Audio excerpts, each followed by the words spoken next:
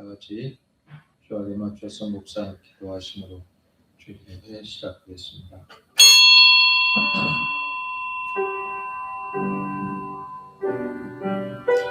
이는 땅의 모든 백성으로 여호와의 손이 능하심을 알게 하며 너희로 너희 하나님 여호와를 영원토록 경외하게 하려 하심이라 하나.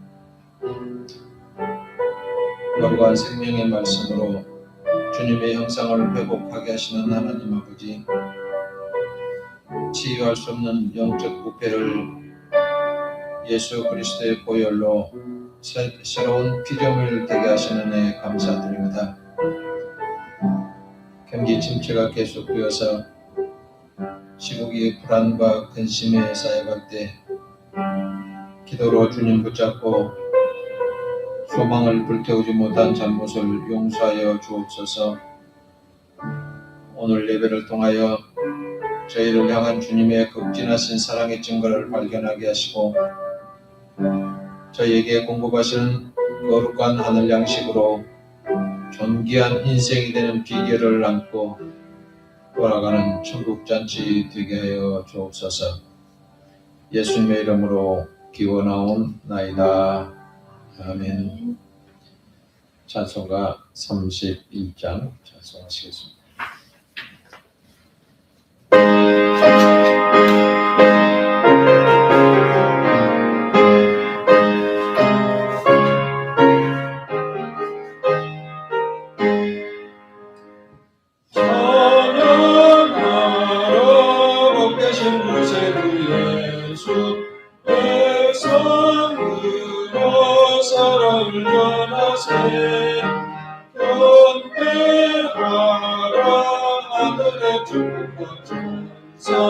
주님 앞에 영광을 돌리세. 목자같이 우리를 지키시고 종일 군행을 하려 하시니 찬양하라 남부신 군세를 찬양 찬양 영원히 되리세. 찬양하라 복되신 구세주 예수 우리 계신 주님을 나겠네. 구주 예수 영원한 구원의 순간 경배하며 영원히 걸어세. 찬양하라 우리의 대신 예수 그의 사랑 말없이 보시라. 찬양하라 높으신 곳에는 찬양 찬양 찬양 영원히 되리세. 찬양하라 복되신 구세주 예수 천사들아 즐겁게 찬양해. 구주 예수 영원히 다스리시니 멸류관을 주 앞에 드리세. 구주 예수 세상을 이기시고 영광 중에 또다시 오시니 찬양하라 높으신 곳에는 찬양 찬양 찬양 영원히 되리세. 이 시간은 지난 한 주간을 돌아보면서 주님과 나만이 아는 죄를 고백하는 참회의 기도를 드리는 시간입니다. 막막했던 문제가 해결되는 것은 산 믿음을 회복한 사람에게 주시는 하나님의 은혜만이 가능하게 합니다. 하늘 은혜를 사모하지 않고 영적인 게으름을 피우게 하는 습관적인 결점이 무엇인가를 반성하며 참여하는 기도를 드리겠습니다.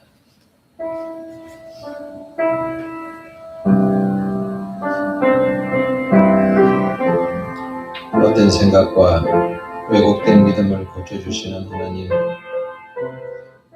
똑같은 허물을 반복하는 저희를 천박하지 않으시고 용서와 사랑으로 기다려 주시는 데 감사드립니다. 새롭게 다짐한 결심들이 며칠 지나지 않아서 풀어지기 시작된 잘못을 용서하옵소서. 주님만 섬기겠다는 다짐과 다르게 주님과 멀어지고 세상을 헤매고 있습니다. 빛을 원하면서도 스스로 어둠에 눌러 앉아 있습니다. 속임을 당하기 싫어하면서 순간순간을 모면하기 위해 남에게는 거짓말을 했습니다. 자신은 따뜻한 사랑을 받기 원하면서 남에게 사랑 베푸는 데는 인색하였고 까다롭게 굴었던 잘못을 불쌍히 여겨 주옵소서. 위선적인 삶으로는 참된 행복을 누릴 수 없기에 진실한 참여를 드리고 싶은 사람들이 모였습니다.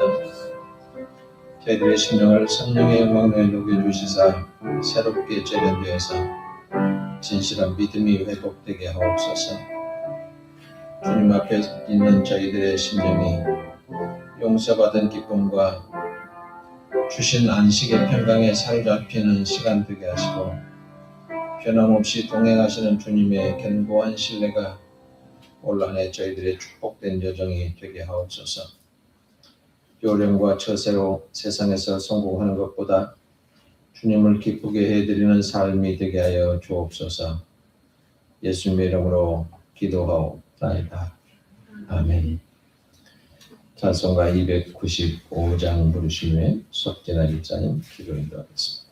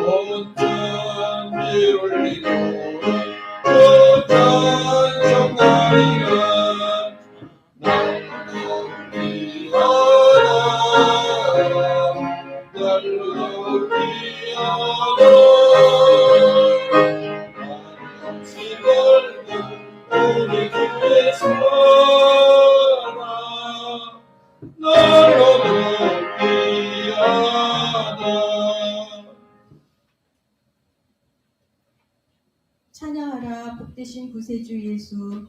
백성들아 사랑을 전하세. 경배하라 하늘의 천국과 천사. 주님 앞에 영광을 돌리세. 하나님 아버지 감사합니다. 지난 한 주일 동안도 일상에서 저희 생활하다가 주일을 기억하고 이 자리에 모여 예배드리게 하심을 진심으로 감사드립니다. 저희가 한 주일 동안 흩어져 일상을 살아갈 때 저희의 건강과 그리고 무탈함에도 주님께 감사드립니다. 그런데 한 주일 동안 저희가 일상을 살다가 주일날 모일 때만 이렇게 기도하게 됨을 저희는 용서한 겁니다. 회개합니다. 이 시간을 통해서 저희가 다시금 새로운 마음을 다시 회복할 수 있도록 도와주시옵소서. 하나님 아버지, 저희가 이제 1년을 시작했는데 작심삼일이 되지 않는 마음을 갖게 하여 주시옵소서. 건강 관리하고 그리고 하고 싶은 일들 차근차근 할 수 있는 용기와 지혜를 주시옵소서. 저희 가정에 늘 주님께서 지켜봐 주시고 인도해 주심을 저희는 알고 있습니다. 저희가 미처 알지 못하는 것까지도 주님께서 알고 계시고 인도하심을 저희 알고 있습니다.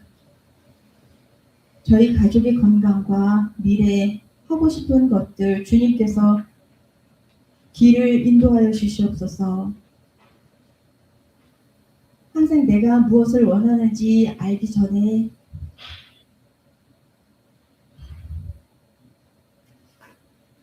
주님께서 먼저 저희를 이끌어 주심도 감사드립니다. 행복한 세상 복지재단의 모든 이들의 건강을 간구합니다.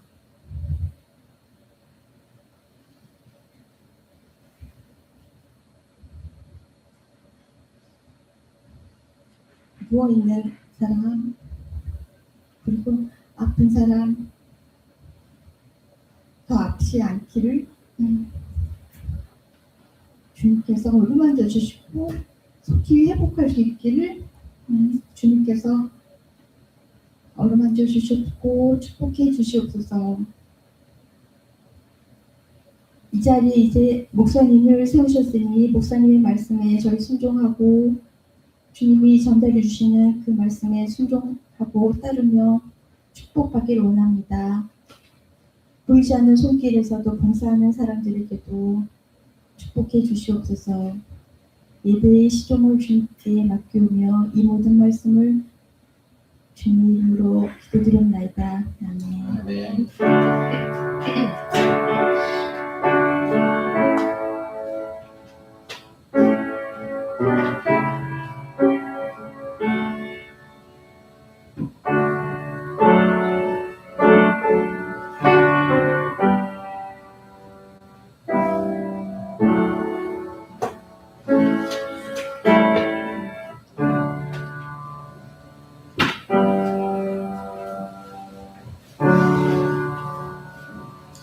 오늘 우리에게 주신 하나님의 말씀은 구약성경 이사야 61장 1절부터 3절 말씀입니다.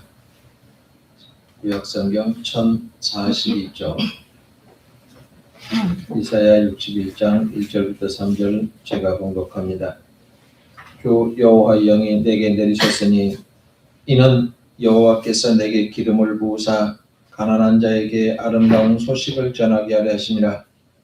나를 보내사 마음이 상한 자를 고치며 포로된 자에게 자유를 갇힌 자에게 노임을 선포하며 여호와의 은혜의 해와 우리 하나님의 보복의 날을 선포하여 모든 슬픈 자를 위로하되 무릇 시온에서 슬퍼하는 자에게 화관을 주어 그 죄를 대신하며 기쁨의 기름으로 그 슬픔을 대신하며 찬송의 옷으로 그 근심을 대신하시고 그들이 의의 나무 곧 여호와께서 심으신 그 영광을 나타낼 자라 일컬음을 받게 하려 하심이라.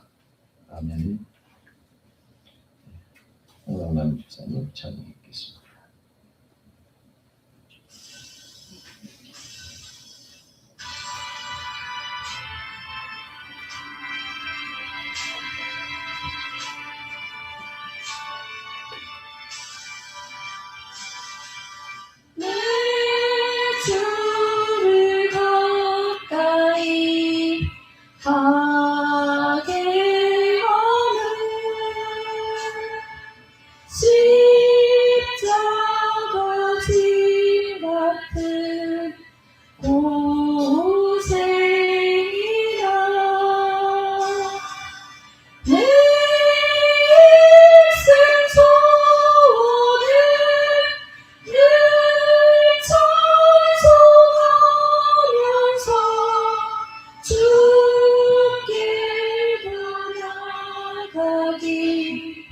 원합니다.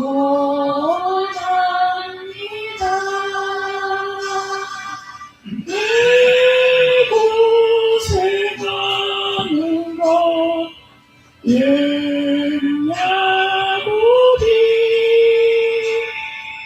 돌베개 되고자 갔습니다. 꿈에도 소원이 찬송하면서 주께 나가기 원합니다.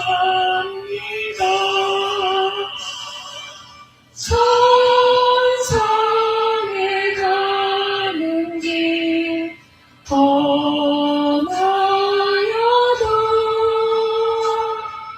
생명길 되나니 그대로다. 천사를 부르니 늘 찬송하면서 주께 나가기 원합니다.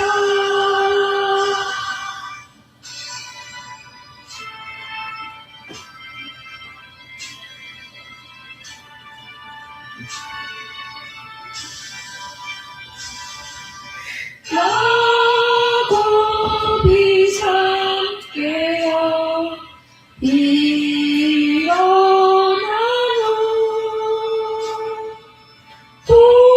돌단을 쌓은 것 본받아서 승진대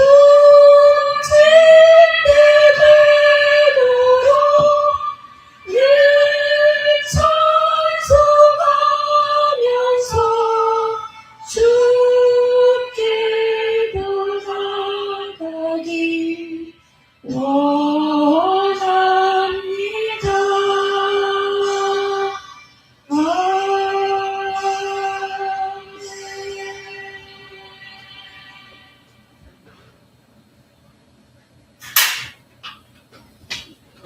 오늘 주신 말씀의 제목을 주님이 오신 것은 주님이 왜 오셨을까? 지금 세계 정세를 보면 너무나도 복잡하고 어지럽습니다. 강대국이 약소국을 침략하는가 하면 힘센 사람이 돈이 조금밖에 없는 사람을 돈 많은 사람이 뺏어가는 형세, 세계 정세 속에서 경기는 계속 침체되고 있고, 침체되면 직원들을 잘라야 하고, 감원 사태가 계속해서 나타날 것이고, 더불어서 실업자는 늘어나게 되고, 근무하더라도 언제 잘릴지 모르는 이런 상황이 계속 그치질 않고 있습니다. 이런 상황 속에서는 할 일이 있는 사람이 행복한 거죠. 눈치 보면서 사는 사람, 일하고 싶어도 일자리가 없어서 답답해하는 사람 엄청 많습니다. 그런데 일하는 사람들이 뭐 때문에 일하는지, 내가 왜 일하는지 모르고 사는 사람들이 가끔 있어요. 그런 사람들은 참 답답하지요. 우리는 무슨 일을 하든지 목적을 바로 세워야 합니다. 또 일을 하는데 올바른 일, 올바르게 해야 합니다. 일 중에는 올바른 일이 아닌 일들도 있지요. 그러면 우리 예수 믿는 사람들의 목적은 어떻게 사고 살아야 될까? 하나님의 뜻에 합당하게 살아야 할 것입니다. 예수님께서 사역 초기에 여러 회당을 이리저리 다니시면서 말씀을 가르쳤습니다. 그런데 어느 날은 자기가 자라고 날았던 나사렛이라고 하는 동네 회당에 들어가셨습니다. 그때 예수님은 이미 온 사방에 소문이 다 퍼져 있었고 예수님의 많은 가르침을 받은 사람들은 모두 다 예수님을 칭송했습니다. 그런데 예수님이 나신 고향 나사렛에 가니까 사람들은 반신반의하기 시작합니다. 야, 저 사람이 마리아 아들 목수 아니냐? 목수 아들 아니었냐? 야, 저 사람이 어디서 저걸 많이 배웠지? 저 사람이 언제 저렇게 지혜로운 말을 하지? 저 사람이 권능이 막 나타난다는데 에이, 거짓말이겠지? 저 사람이 지금 형제들 야고보가 있고 요셉과 유다, 시몬들이 형제인데 지금 형제들 우리 동네에 살고 있잖아. 그러면서 예수님을 배척하고 예수님이 가르치는 것을 잘 받아들이지 않습니다. 그런 경우 많이 있잖아요. 그래서요, 목사님들도 자기 목사가 되고 나면 자기가 시골에 있는 교회는 잘 안 갑니다. 예, 그 어렸을 때 이렇게 짓기 잘하던데 지금 그 목사야? 이렇게 좀 옛날에 알았다고 그래서 옛날에 그 사람으로 착각하는 경우가 많이 있죠. 이때 예수님이 회당에서 읽으신 말씀이 오늘 봉독해드린 이사야 61장 1절 2절 말씀입니다. 그리고 나서 이 글이 오늘날 너희 귀에 응하였느니라 그랬어요. 사람들이 믿거나 말거나 이사야의 예언이 예수님을 통해서 이루어졌음을 말씀하고 있는 겁니다. 여기서 말하는 주 여호와의 신은 바로 성령입니다. 성령이 하나님의 영이에요. 그래서 우리 요즘에 번역된 현대인의 성경에는 뭐라고 하냐면 주 여호와께서 나를 성령으로 충만케 하셨으니 라고 쉽게 번역을 해놨습니다. 그리스도로 오신 예수님은 성령 충만함을 입어서 그 성령 그 사역을 잘 감당할 수가 있었다는 겁니다. 예수님의 사역이 그럼 무엇입니까? 그 사역은 첫 번째가 가난한 자에게 아름다운 소식을 전하는 것이고 두 번째는 마음 상한 사람을 고치는 거고 세 번째는 포로된 자에게 자유를 주는 것이고 네 번째는 갇힌 자에게 노임을 주는 거고 다섯 번째는 여호와의 은혜를 선포하는 것이다 그랬습니다. 여호와의 은혜해라고 하는 것은 희년입니다. 희년은 어떻게 생기냐면 안식년이 7년입니다. 그런데 안식년이 7번 반복하면 77에 49죠. 49년이 지나고 50년이 되는 해를 안식년이라고 해요. 이때는 하나님이 뭘 어떻게 하라고 했냐면은 모든 노예를 해방시켜주고 그렇게 자기가 노예를 샀든지 팔려갔든지 해서 노예가 다 있었습니다. 요즘으로 하면 뭐라고 할까요? 종이죠, 종. 종이 종살이를 했는데 50년이 되면 무조건 다 해방. 노예에서 풀어납니다. 그 다음에 농사도 그 해는 짓지 않습니다. 농토도 다 쉬게 하고요. 빚을 내가 꿔줬으면 다 탕감해 줘야 됩니다. 안 받아요. 빚이 다 탕감되는 해가 50년입니다. 그리고 원래 처음에 자기가 누리고 태어났던 그 자유의 시대로 돌아가는 제도가 희년이라고 하는 제도입니다. 희년을 선포하신다라고 하는 의미는 우리에게 참된 자유와 구원을 주시겠다라고 하는 의미인 겁니다. 그래서 3절에 보면 슬퍼하는 자에게 화관을 주고 죄를 대신해서 희락의 기쁨을 그 슬픔으로 대신하고 찬송의 옷으로 그 근심을 대신하고 하나님의 영광을 나타낼 자로 세우겠다라고 말씀을 합니다. 그러면 이 말씀이 오늘 우리에게 주는 의미가 무엇일까요? 아까 말씀드린 것처럼 우리가 살고 있는 시대는 희망이 사라져 버렸습니다. 예수님이 사역을 시작하신 때를 한번 되돌아가 보십시오. 나라의 주권을 잃어버린 지가 600년이 됐습니다. 우리는 경험한 바가 없지만 우리나라는 일본에게 주권을 뺏긴 지가 몇 년 만에 찾았어요? 36년. 일제 36년이라고 그러잖아요. 그때는 우리 이름도 우리가 가질 수가 없어요. 이름이 바뀝니다. 창씨 계명이라고 그러죠. 모든 자유를 다 박탈하고 일본 군주가 시키는 대로 하던 삶을 산 것이 나라를 뺏긴 서름입니다.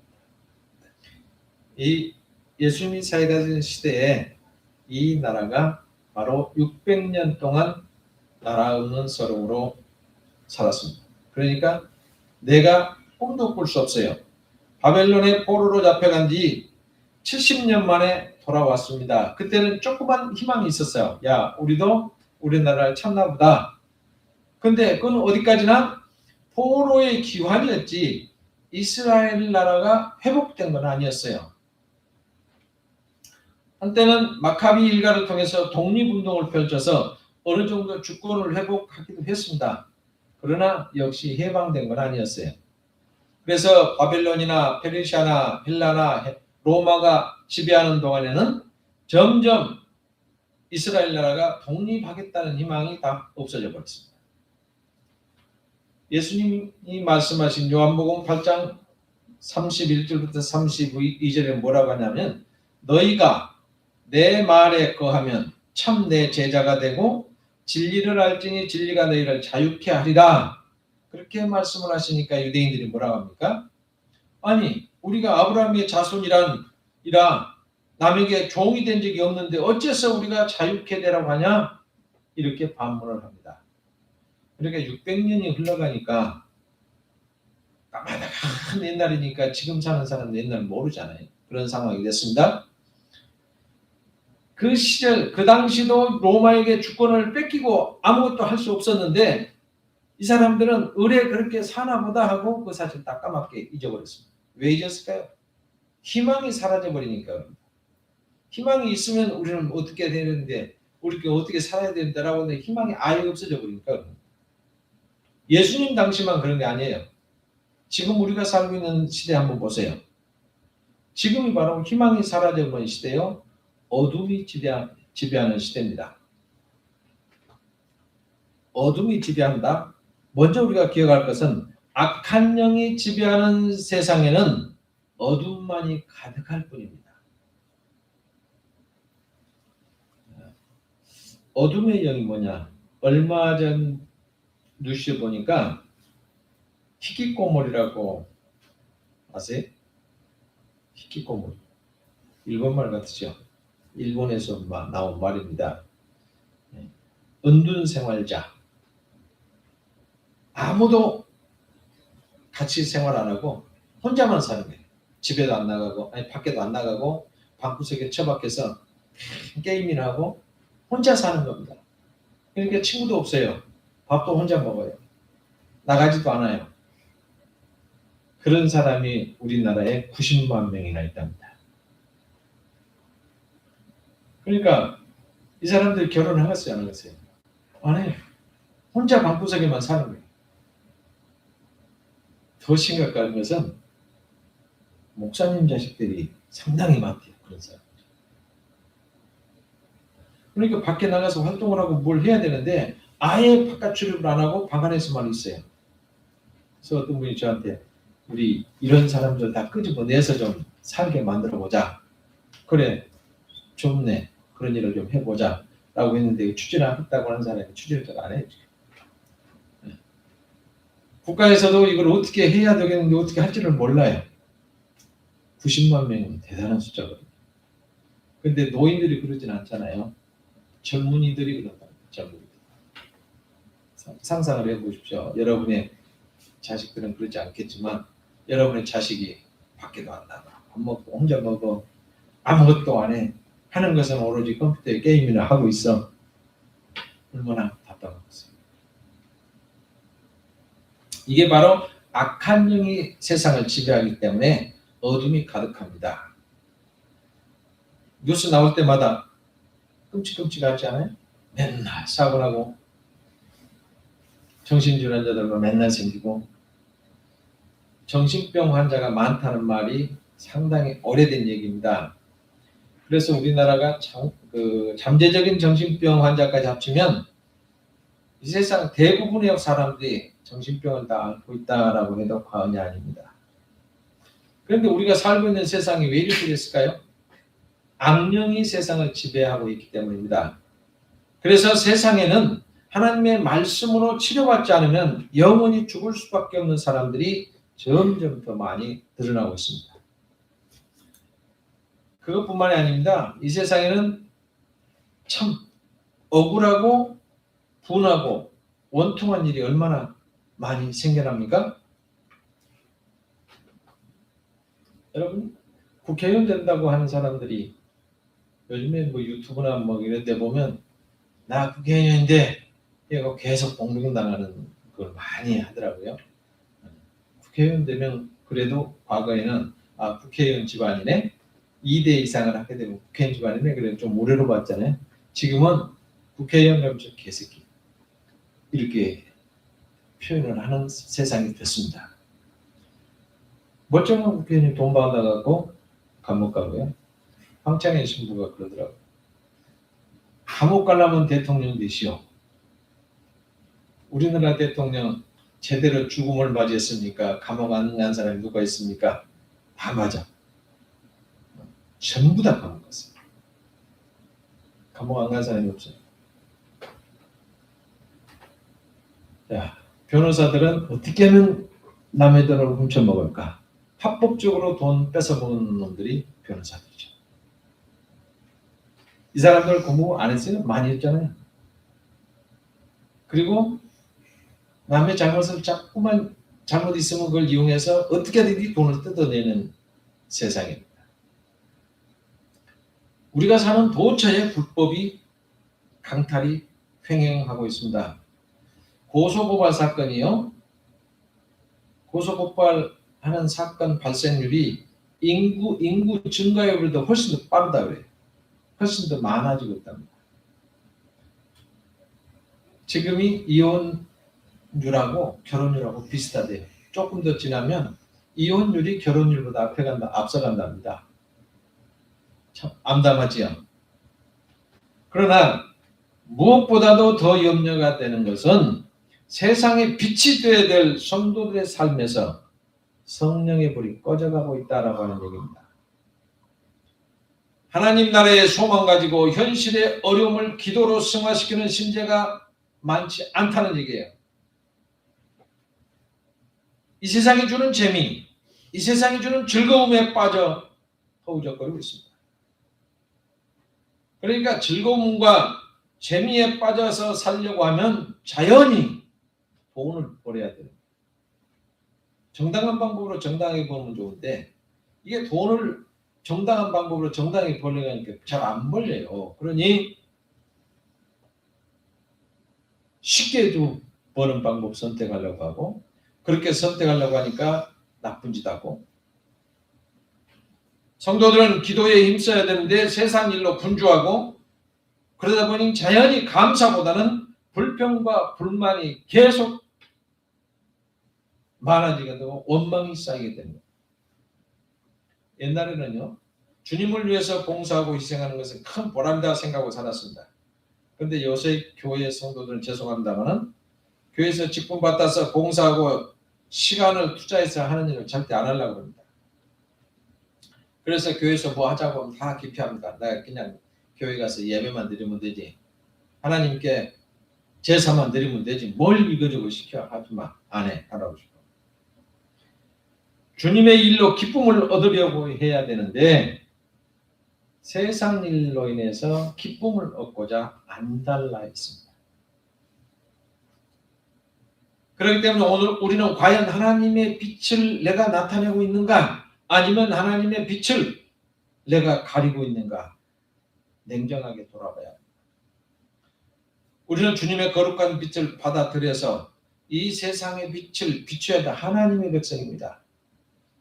거울이 없고, 그래서 하나님의 빛을 딱 내게 비추면 나는 그 빛을 다시 반사해야 되는 거울 같은 삶. 그런데 빛을 비추기는커녕 예수님의 빛을 가리고 있다고 하면 하나님 앞에 섰을 때 뭐라고 대답하시겠습니까? 예수님은 어둠 속에서 오늘 저 여러분을 찾고 계십니다. 이 어두운 세상에는 죄악이 범람하고 있습니다. 그래서 억울하고 원통한 일이 많습니다. 갈 길을 몰라서 방황하는 사람들이 많습니다. 갈 길을 모르니까 뭘 해야 되겠다. 앞이 캄캄하거든요.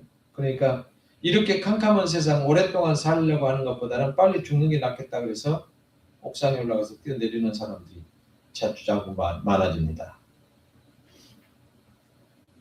카드를 실컷 쓰다가 카드빚에 쪼들리면 에이 죽자. 혼자만 죽으면 좋은데 가족까지 죽이고 죽는 사람이 생긴가 하면 아버지가 부모 걸 좀이라도 빨리 뺏어서 자기가 편하게 살고자 부모를 살해하는 사람도 있습니다.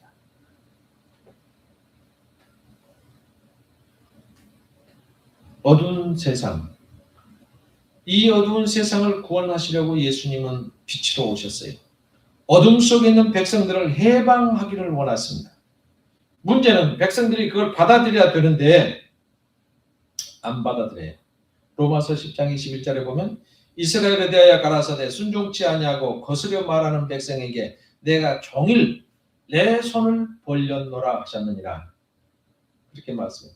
그 말씀이 무슨 뜻입니까? 이사야 65장 1절 2절을 말씀하고 있는 겁니다. 다시 말하면 하나님께서 우리를 도와주시려고 항상 기다리고 계셨는데 도와달라고 호소하는 사람이 하나도 없었다.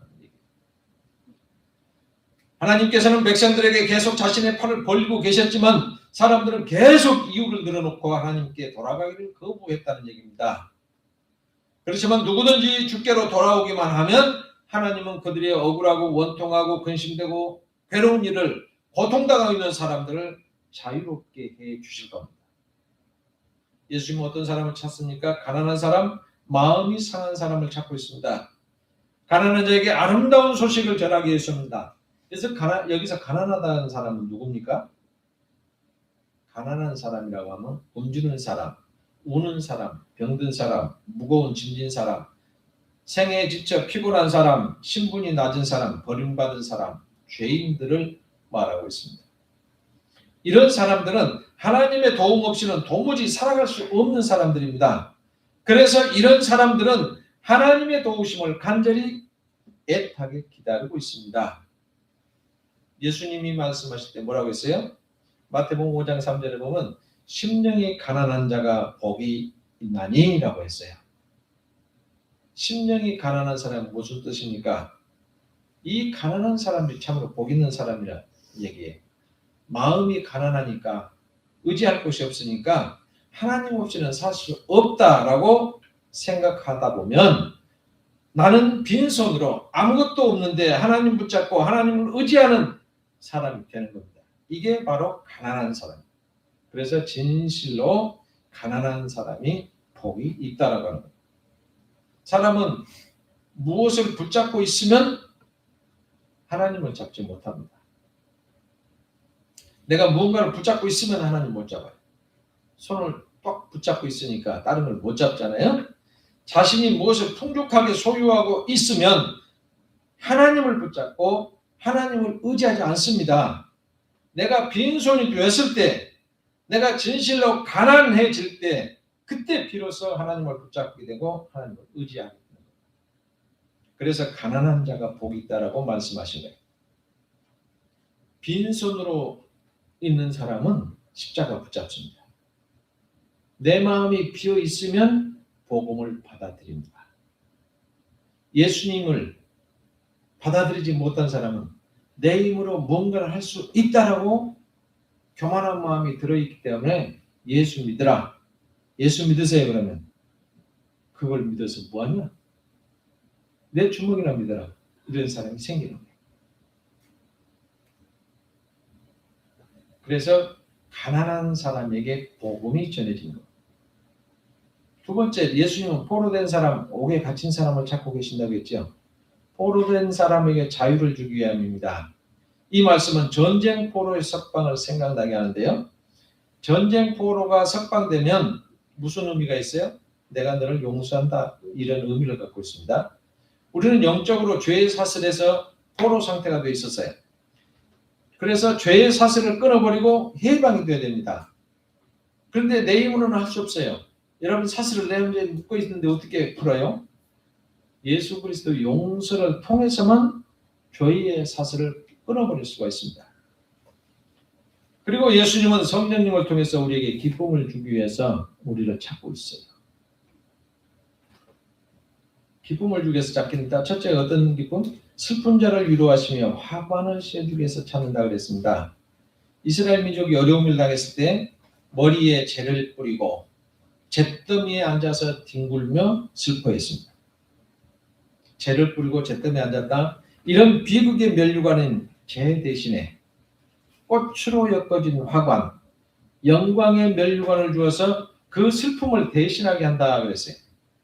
성령님은 오늘날 슬픔의 죄를 무릅쓰고 있는 우리 인생들에게 기쁨의 화관을 씌워주시는 겁니다. 두 번째는 슬픔 대신 희락의 기쁨을 우리에게 발라주기 위해서 오셨습니다. 슬픔으로 인해서 내 얼굴이 흉측하게 된 사람들에게 기쁨을 주어서 그 얼굴이 환하게 빛나게 해주신다는 겁니다. 세 번째는 근심 대신 찬송의 옷을 입혀주시게 오셨다. 우리를 찾으신다라고 했어요. 찬송의 옷이라는 게 뭡니까? 유대인의 감사절 같은 축제를 하게 되면 입는 아름다운 예복을 찬송의 옷이라고 합니다. 하나님께서 슬픔 가운데 있는 사람들에게 구원을 베풀어 주셔서 더 이상 슬퍼하지 않고 더 이상 근심하지 않도록 기뻐하며 찬송할 수 있게 해주신다 약속입니다. 여러분 입에서 찬송이 막 흥얼흥얼 나올 때가 슬플 때입니까? 기쁠 때죠. 오늘 우리는 불평하고 원망하며 사시겠습니까? 불평하고 원망하면서 사는 사람은 무슨 기도를 해도 소용없어요. 하나님께서 우리에게 허락하신 것을 기쁨으로 받아들이고 감사함으로 살아야 그 사람이 기도하고 그 사람이 소원하는 바로 바로 이루어지는 거예요. 그래서 데살로니가전서 5장 16절부터 18절을 보면 뭐라고 해요? 항상 기뻐하라, 쉬지 말고 기도하라, 범사에 감사하라. 이는 그리스도 예수 안에서 너희를 향하신 하나님의 뜻이니라.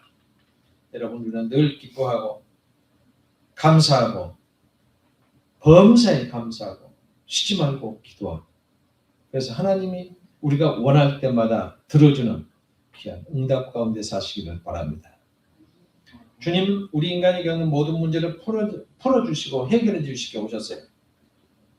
여러분 아이를 데리고 병원에 갔으면 아이를 의사에게 맡겨야 돼요? 그냥 다시 안녕하세요 의사 선생님 우리 애가 아파요 어떻게 할까요? 그러고 다시 돌아와요. 아이를 의사에게 맡겨야죠. 우리 아이가 이렇게 아픕니다. 어디가 어떻게 됐는지 봐주세요. 맡겨야지. 아이는 자기가 데리고 있으면서 우리 아이가 이렇게 아파요. 어떻게 할까요? 그러고 안녕히 계세요. 그러고 옵니까? 볼 수 없어요. 안 맡기면 안 돼요. 의사를 믿지 못해서 꼭 껴안고 있으면 병원에 가나마. 이처럼 하나님께 우리도 모든 것을 맡겨보세요. 간절한 마음으로 기도하면서 맡기십시다. 그러면 기쁨이 나옵니다. 하나님의 능력과 사랑에 대한 확신을 갖게 되면서 자연스럽게 생기는 기쁨, 자연스럽게 생기는 즐거움이 될 것입니다. 그리고 마음 상한 이들은 용기를 얻게 되고 슬픔을 당한 사람들은 위로를 얻게 될 것입니다. 예수님은 여러분들에게 희망입니다. 예수님은 여러분들에게 기쁨입니다. 우리들을 위로하고 용기를 주고 희망을 주고 기쁨을 주는 즐거움을 주시기를 기다리고 계신 예수님을 우리는 이 시간에 영접하시고 이러한 복을 누리는 우리 모두 되기를 주님의 이름으로 축복합니다. 기도하겠습니다. 주님을 본받아 사랑을 베푸는 사람에게 축복을 예비하신 하나님, 오늘 주님의 약속을 붙드는 자들에게 하늘을 내어 채워주신 은혜를 감사합니다. 강한 팔로 붙들어 주셔서 중단 없는 전진만 있게 하옵소서. 차가운 환경이 저희들의 영적인 움츠림이 되지 않도록 뜨거운 열정을 채워 주시옵소서. 세상을 다하는 노력에 주님께서 허락하신 분깃을 소유하는 길임을 믿고 나아가는 저희들이 되게 하옵소서. 저희들을 만나주신 행복한 모습이 그리스도의 영광을 드리는 삶의 빛이 될 줄로 믿습니다. 저희에게 맡겨진 직분을 잘 감당해서 작은 일에 충성한 자에게 맡겨주시는 큰 일을 수임받는 저희 모두가 되게 하여 주옵소서. 오늘도 십자가의 피로 대속하신 주님을 만나서 새로운 삶을 얻는 감동이 진동하는 교회와 우리 모두가 되게 하옵소서. 예수님 이름으로 기도하옵나이다. 아멘.